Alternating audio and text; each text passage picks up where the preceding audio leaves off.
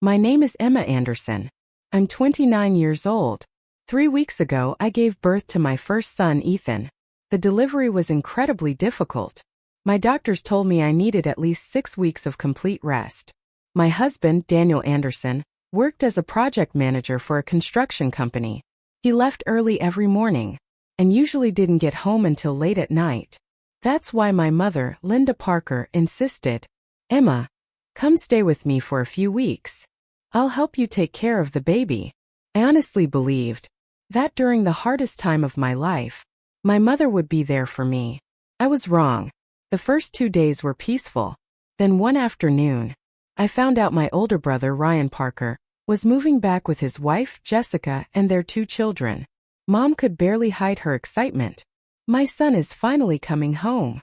From that moment on, I stopped feeling like her daughter. I felt like an inconvenience. Every morning, Mom cooked Ryan's favorite breakfast. If I quietly asked, "Mom, could you make me a cup of coffee too?" she would reply, "You can make your own." So I stayed silent, holding Ethan in my arms, drinking cold coffee while trying to get through the day. One night, Ethan wouldn't stop crying. He was only 20 days old. Newborns cry. That's normal. But Mom stormed into my room. "Make him stop. Ryan is coming tomorrow. Everyone needs their sleep." I looked at her and whispered, "I'm trying, Mom." She answered coldly, "You still don't know how to be a good mother." Her words cut deeper than any knife ever could. The next morning, the entire house began to change. New furniture arrived. Expensive curtains were hung. Brand new beds were delivered for the kids. I looked around in confusion. "What's all this for?" Mom smiled. "It's for Ryan's family." That evening, Ryan arrived with Jessica and the children. Mom ran outside to hug him. She carried Jessica's bags herself. She kissed the kids and welcomed them inside. Then she looked at me. "Emma, go to your room." I quietly walked away. My bedroom door wasn't completely closed, so I could hear everything. Jessica said, "The kids need their own room." Ryan added, "And we want the master bedroom." Mom answered immediately, "Don't worry. I'll take care of everything by tomorrow." I assumed she would clean out the storage room. But the next morning, I discovered what she really meant.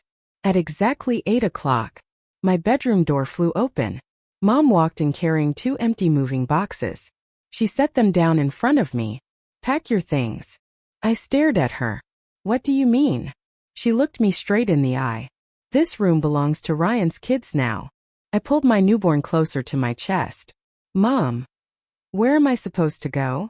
Without a trace of sympathy, she answered, "That's your problem. Go stay somewhere with your husband." I tried to explain. "My doctor told me not to travel. I'm still recovering."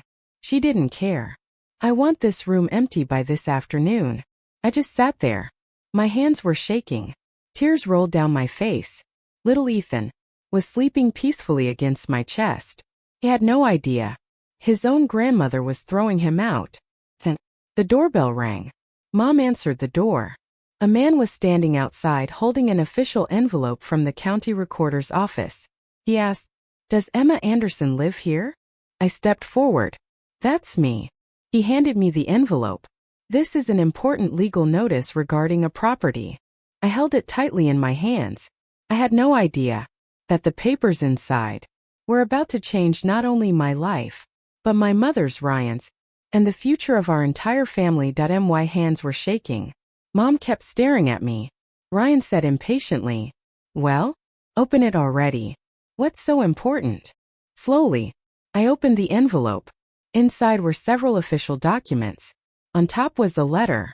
At the bottom it was signed, "William Harrison, family attorney." William Harrison. That name wasn't unfamiliar.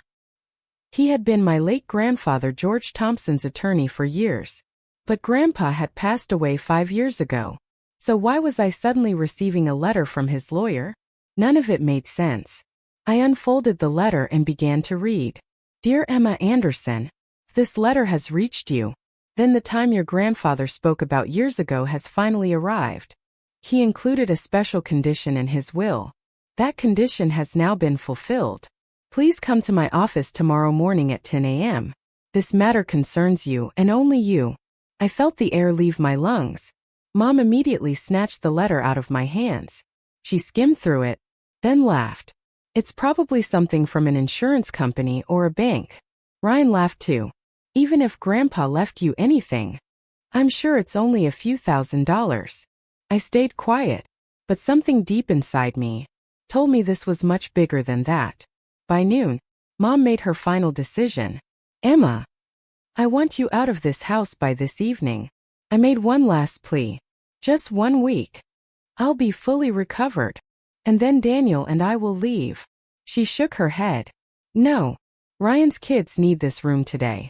Jessica quickly chimed in. And your baby's crying keeps waking our children. It felt like someone had dropped a stone onto my chest. I called Daniel. He was in the middle of a meeting. The moment he heard me crying, his voice changed. Emma. What happened? I told him everything. There was complete silence on the other end of the phone. Then he said just one sentence. I'm on my way. 35 minutes later, Daniel walked through the front door. He looked at the tears in my eyes. Then he turned to Mom. Linda, are you really throwing your own daughter and her 3-week-old baby out of the house? Without the slightest bit of shame, she replied, This is my house. I'll let whoever I want stay. And I'll kick out whoever I want. Ryan smirked. If it's such a problem, go get a hotel.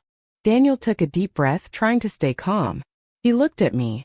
Emma, pack your things. I stared at him. But where are we going? He gave me a gentle smile. A home isn't a place. It's where you're treated with respect. We quietly packed everything into the car. Before leaving, I turned around and looked at the house one last time. It was the house where I had grown up. The place where I always believed there would be room for me whenever I needed it. But today, my own mother had closed the door in my face. That night, we checked into a small hotel. The room was simple, but it was peaceful. There was no hatred, no humiliation. For the first time in days, I finally took a deep breath.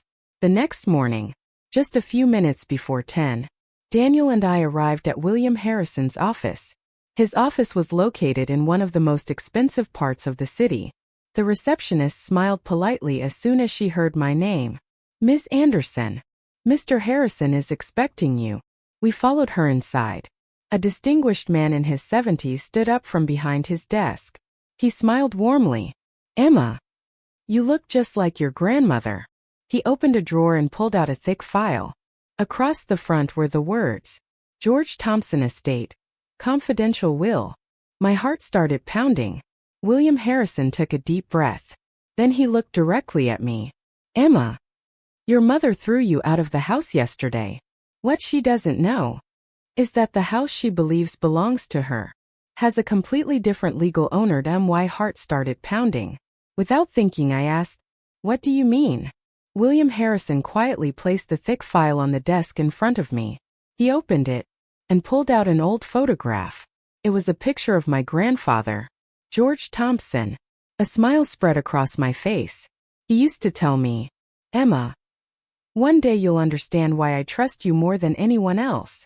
Back then, I never understood what he meant. Today, I had a feeling that day had finally come. William opened the file. Your grandfather was an extremely successful real estate investor. Most people believed this house was his most valuable asset. But the truth was very different. He slid another document across the desk. At the top, in bold letters, it read, Grant Deed. I looked down at the owner's name, Emma Anderson. I nearly jumped out of my chair. How? How is this possible? William smiled. 5 years ago, your grandfather updated his estate plan. He legally transferred ownership of this house to you. I looked at him in disbelief. Then why didn't my mother know? He handed me another document. Because the transfer came with one condition. I began reading. The words were perfectly clear.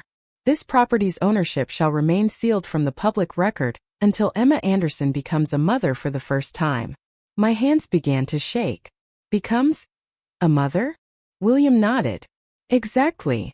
Your grandfather believed that a person's true character is revealed when they're forced to choose between power and compassion. I sat there in silence. Yesterday's memories flooded back. Mom's voice echoed in my head. This is my house. Ryan's laughter followed. Go get a hotel. And now, I was being told that the house had been mine all along. Daniel looked at William. So you're saying? William finished the sentence. Legally. When Linda forced Emma out of the house yesterday, she was removing someone from her own property. Silence filled the room. Then William opened another file. But that's not the whole story. He turned his computer monitor toward us. Records from the past 3 years appeared on the screen. I frowned. There were several loans listed against the property. What is this? William's expression turned serious. Your mother claimed she owned the house and used it as collateral for 3 separate loans. I felt my stomach drop. But she wasn't even the owner. Exactly. And that's where the real problem begins. He laid the loan documents out one by one. The first loan, $200,000. The second, $150,000. The $75,000. Total of $425,000. I stared at the papers. Where did all that money go? William pulled out a bank statement. One name appeared over and over again. Ryan Parker. My brother. Daniel looked stunned. So, Linda borrowed all that money to finance Ryan's business? William nodded. Yes. And because she wasn't the legal owner, this could be considered mortgage fraud. My hands turned ice cold. I had never imagined that my own mother had borrowed hundreds of thousands of dollars against property that legally belonged to me to support my brother. William closed the file. Emma, the decision is yours. You can stay silent, or you can take back what legally belongs to you. I sat quietly for several moments. Then I looked at Ethan, sleeping peacefully in his car seat. Softly I said, I never want my son to grow up seeing his mother too afraid to stand up for herself. I looked back at William. Mr. Harrison, I want my house back. For the first time, William smiled. I was hoping you'd say that. He picked up his phone, dialed a number, and calmly said, prepare the paperwork. The rightful owner is coming home today. What I didn't know was that at that very same moment, my mother had already made another decision, one that was about to drag both her and Ryan into even bigger trouble. William Harrison hung up the phone, then looked straight at me. Emma, from this moment on, we have to be extremely careful. I nodded. What happens now? Closing the file, he replied, first, we'll update the official property records. And then, we'll send Linda Parker a formal legal notice. I took a deep breath. The last thing I ever wanted was to go against my own mother. But she had thrown and my 3-week-old baby out of our home. Staying silent now would only mean allowing the injustice to continue. That afternoon, William requested the latest records from the county recorder's office. A few minutes later, the expression on his face suddenly changed. He looked back at the computer screen, then quickly pulled out another document. I felt my stomach tighten. What is it? He spoke quietly. This is very serious. Daniel and I stepped closer. William turned the monitor toward us. Only one line appeared on the screen. Property listed for sale. For several seconds, I couldn't even process the words. For sale. William nodded gravely. Yes. Your mother listed the house on the market yesterday evening. My eyes widened. What? He opened another file. Inside was a listing agreement with a well-known real estate agency. The asking price was clearly displayed. $1.85 million. I whispered. This can't be. Daniel finished my sentence. That's illegal. William nodded immediately. Exactly. Someone who doesn't legally own a property cannot sell it. I was still trying to process everything when William's phone rang. He answered. He listened silently for a few moments. Then, a slight smile appeared on his face. He ended the call. Emma, your mother just made another very big mistake. I frowned. What happened now? William replied.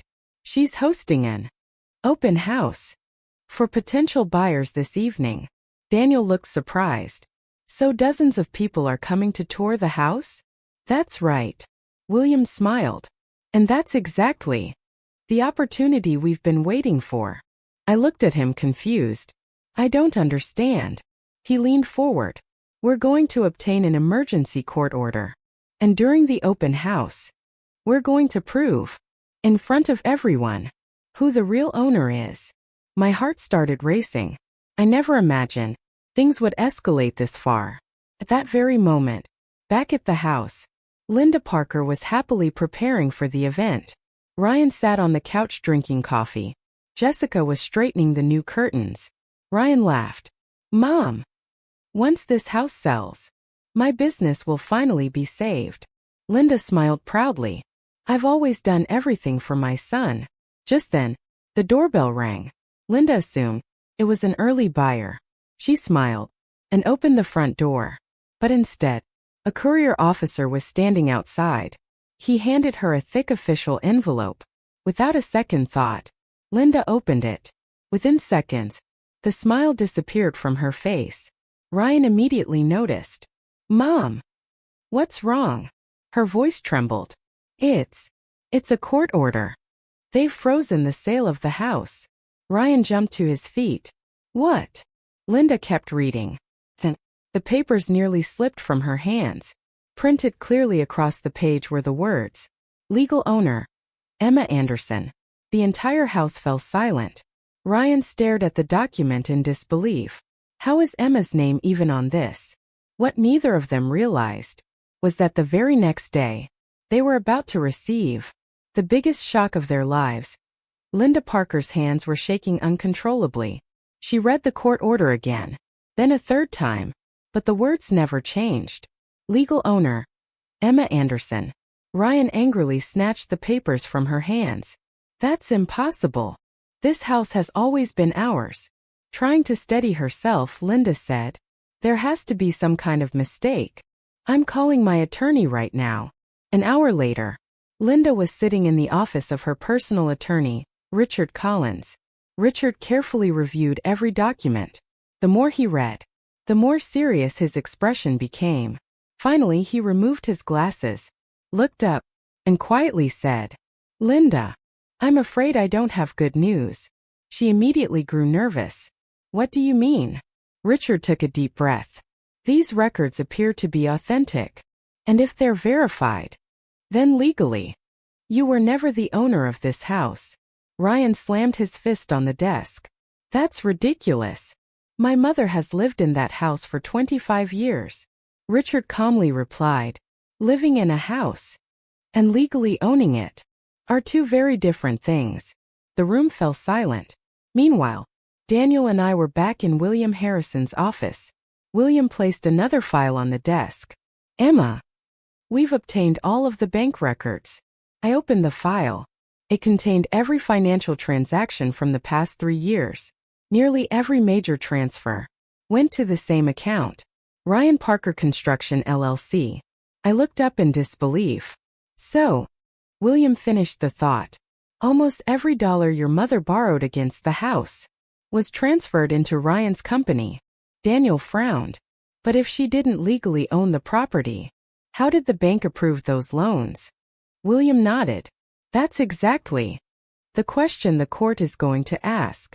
That moment, the office door opened. A woman walked inside. She introduced herself. My name is Susan Miller. I'm with the bank's fraud investigation unit. I looked at her in surprise. The bank? She nodded. Yes. The court ordered us to preserve all records related to this property. And during our preliminary investigation, we discovered several irregularities. She placed 2 documents on the table. The first contained my mother's signature. The second was the original property record. She pointed to both. The signatures don't match. Then she looked directly at me. Our investigators believe that false information may have been submitted as part of the loan application. I couldn't say a word. I had never imagined that things had gone this far. Meanwhile, Linda and Ryan returned home. Outside the house, Another vehicle was waiting. Two officials stood at the front door. One showed his identification. "We're from the county recorder's office." The other added, "Until this case is resolved, this property cannot be sold, transferred, or used as collateral." Ryan exploded. "This is all Emma's fault." Linda clenched her teeth. "I'll destroy her in court." That night, William Harrison called me. "Emma, the court has scheduled the first hearing." I listened quietly. Then he added, "And there's someone who's coming to testify on your behalf." I looked at him in surprise. "Who?" William paused for a moment. Then he said, "The man who personally prepared your grandfather's will 5 years ago." The day of the first court hearing had finally arrived. My heart had been racing since early that morning. I held Ethan in my arms and walked into the courthouse with Daniel. On the other side of the courtroom, Linda Parker, Ryan, and Jessica were seated with their attorney, Richard Collins. The moment my mother saw me, she turned her face away in disgust. Ryan leaned toward me and quietly said, "You actually sued your own mother." I looked at him calmly. "I didn't sue my mother. I'm simply fighting for what legally belongs to me." A few moments later, the judge entered the courtroom. Everyone took their seats. William Harrison stood first. He presented the original property documents to the court. "Your Honor, this grant deed was officially recorded 5 years ago. It clearly identifies Emma Anderson as the legal owner of the property." Linda's attorney immediately stood up. "Your Honor, my client was never informed that this document even existed." The judge replied calmly, "Not knowing about a legal document does not change legal ownership." William then addressed the court again. "Your Honor, we would like to call our first witness." The courtroom doors opened. An elderly man with white hair slowly walked inside. His name was Charles Bennett. He was the notary public who had witnessed my grandfather's will and the property transfer documents 5 years earlier. After taking the oath, he began his testimony. "I've witnessed thousands of legal documents during my career, but I still remember George Thompson's estate better than almost any other." The courtroom became completely silent. Charles looked directly at me. "George said something to me that day. If my own family ever throws Emma out of her home, these papers will give her back what is rightfully hers." The moment I heard those words, tears filled my eyes. Linda suddenly stood up. "That's a lie." The judge immediately interrupted her. "Mrs. Parker, you will respect this courtroom." She quietly sat back down. William then placed a sealed envelope before the judge. "Your Honor, this is George Thompson's handwritten final instruction." The judge gave permission to proceed. William carefully opened the envelope and began reading aloud. "If my daughter Linda ever fails to treat her children fairly, if she ever wrongs Emma, then I want this house to remain Emma's forever. Because I know, even when she has power, she will choose fairness." The courtroom fell silent. For the first time, fear was clearly visible in Linda's eyes. Ryan shifted nervously in his chair. But William Harrison wasn't finished. He placed another file before the judge. "Your Honor, this file contains every loan taken against the property, along with a complete record showing where every dollar was transferred." The judge quietly reviewed the documents. After several moments, he looked directly at Ryan.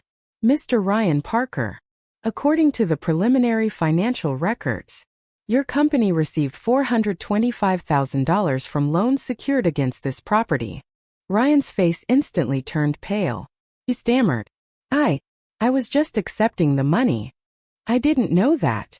His attorney immediately grabbed his arm. "Don't say another word." But it was too late. Ryan had already made a statement that the court could view as an initial admission. The judge closed the file. Then he spoke firmly. "At the next hearing, this court will hear evidence regarding fraud, false documentation, and financial misconduct." Linda slowly turned toward Ryan. Ryan lowered his eyes. For the first time, they both realized this was no longer just a dispute over a house. Their freedom itself might now be at risk.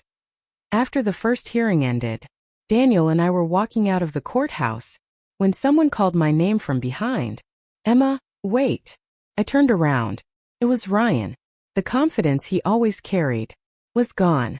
He glanced around nervously, then lowered his voice. We need to talk. Alone. I looked at Daniel. He gave me a small nod. I'll be right here. Ryan and I walked over to a bench outside the courthouse. For a few moments, he didn't say a word. Then he reached into his jacket and pulled out an envelope. I frowned.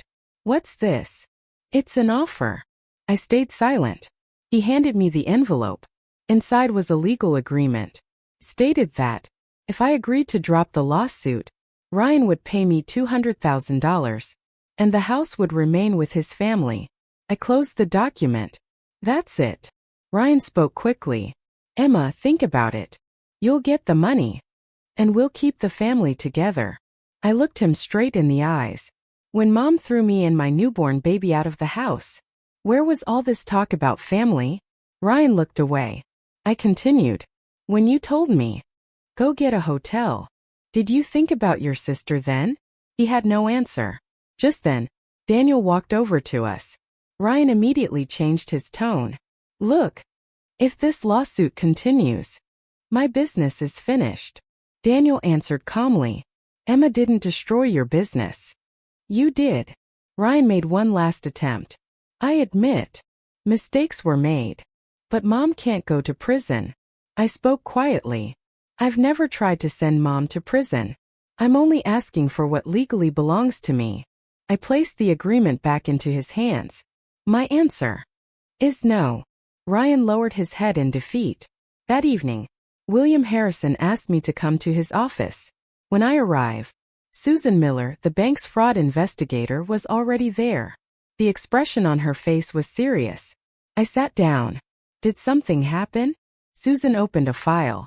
Yes. And this may be the most important evidence we've found so far. She started a video. It was security footage from a bank conference room. The recording was dated 2 years earlier. In the video, my mother, Linda Parker, was sitting across from a bank manager. Ryan was seated beside her.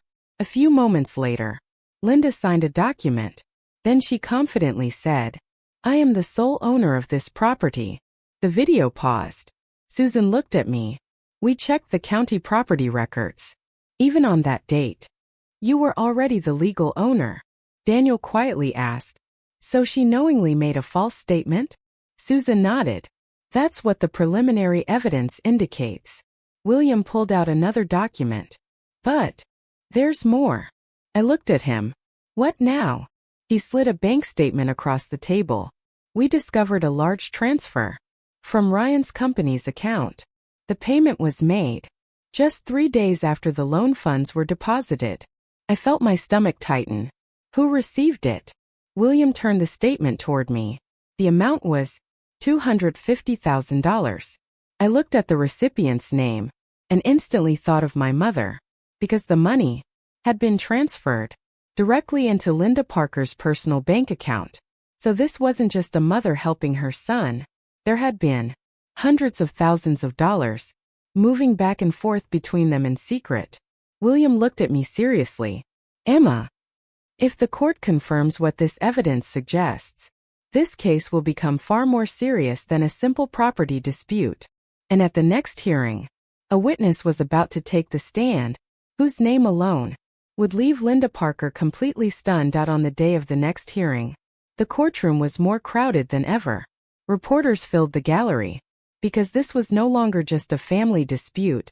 It had become a case involving alleged financial fraud. I sat beside Daniel, holding his hand as tightly as I could. My heart wouldn't stop racing. Across the courtroom, Linda Parker looked pale. Ryan leaned toward his attorney, whispering nervously. The judge entered the courtroom.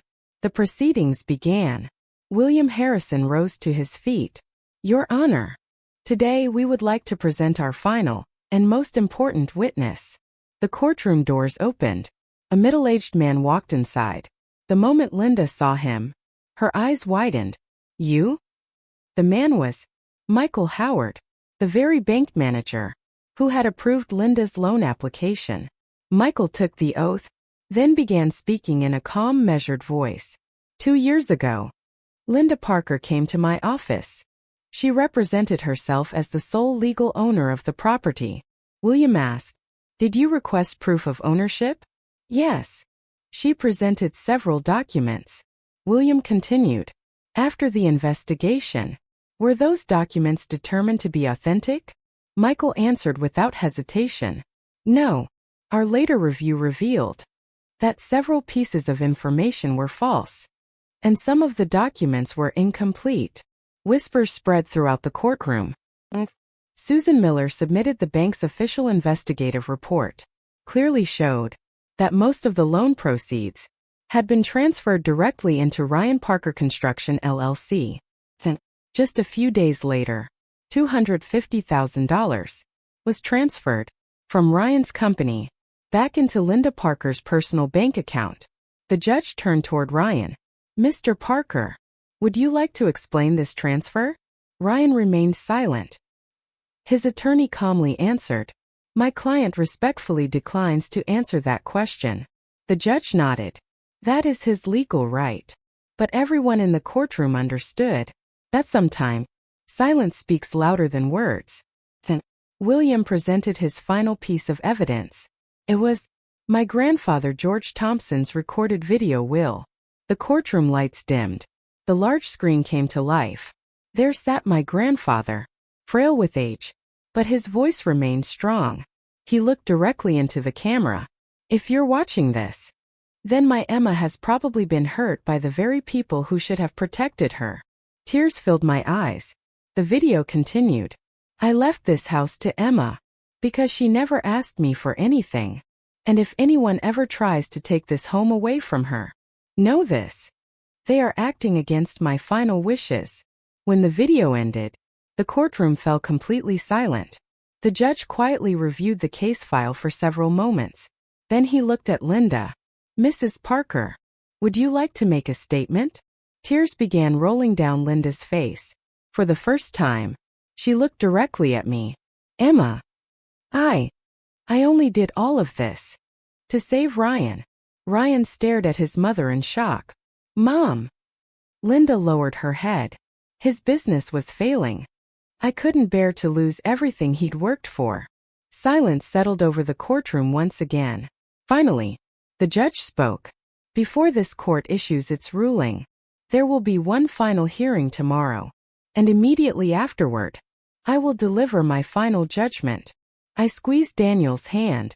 Years of betrayal were only one day away from justice. But I had no idea that only a few hours before the final hearing, Ryan would make one desperate decision that would change the course of his life forever. The next morning, an unusually large crowd had gathered outside the courthouse. Reporters, television cameras, and dozens of spectators were all waiting for the verdict. I handed Ethan to Daniel, then quietly walked into the courtroom. There was no anger in my heart, no desire for revenge, only one hope that the truth would finally win. Across the courtroom, Linda Parker looked exhausted. It was obvious she hadn't slept all night. Ryan was unusually quiet. The confidence that had always been written across his face had completely disappeared. The judge entered the courtroom. Everyone stood. A few moments later, he began reading the decision. After reviewing all of the evidence presented before this court, the testimony of the witnesses, and the official county property records, this court finds that Emma Anderson is the sole legal owner of the property. Tears streamed down my face. Daniel reached over and squeezed my hand. The judge continued. This court further orders that Linda Parker and Ryan Parker must vacate the property within 30 days. They are permanently prohibited from asserting any ownership interest in the property. Linda slowly closed her eyes. Ryan lowered his head. But the ruling wasn't over. The judge turned to the next page. Any evidence relating to bank fraud, false statements, and unlawful financial transactions is hereby referred to the District Attorney's Office for Criminal Investigation.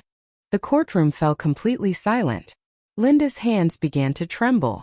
After the hearing ended, people slowly started leaving the courtroom. I was about to walk away when someone softly called my name. Emma. I turned around. It was my mother. Tears filled her eyes. Do you think you'll ever forgive me? I stood there in silence for a moment. Then I quietly answered, I don't hate you, Mom. But once trust is broken, it takes years to rebuild. Linda lowered her head and began to cry. Ryan walked over as well. Without looking at me, he said, I always believed Mom would fix everything. But this time, I lost it all. I looked at him calmly. Every choice comes with consequences. 2 months later, Daniel and I stood in front of the same house. But this time, I was standing there as its rightful owner.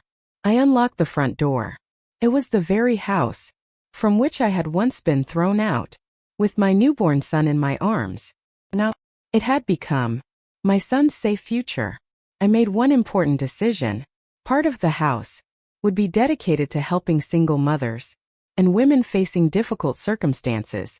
I never wanted another mother to experience the pain I had endured. Several months later, I received a letter from Linda. It contained only one sentence. I tried to save my son, and in doing so I lost my daughter. I quietly folded the letter and put it away. Some wounds do eventually heal, but the scars remain forever. That day, I learned something I will never forget.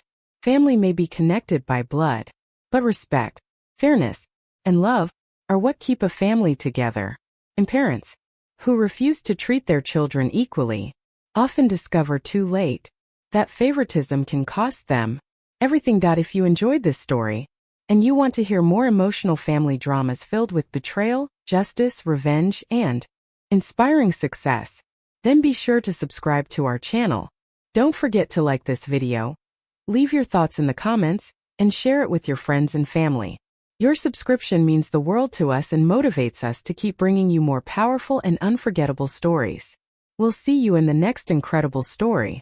Until then, take care of yourself and thanks for watching.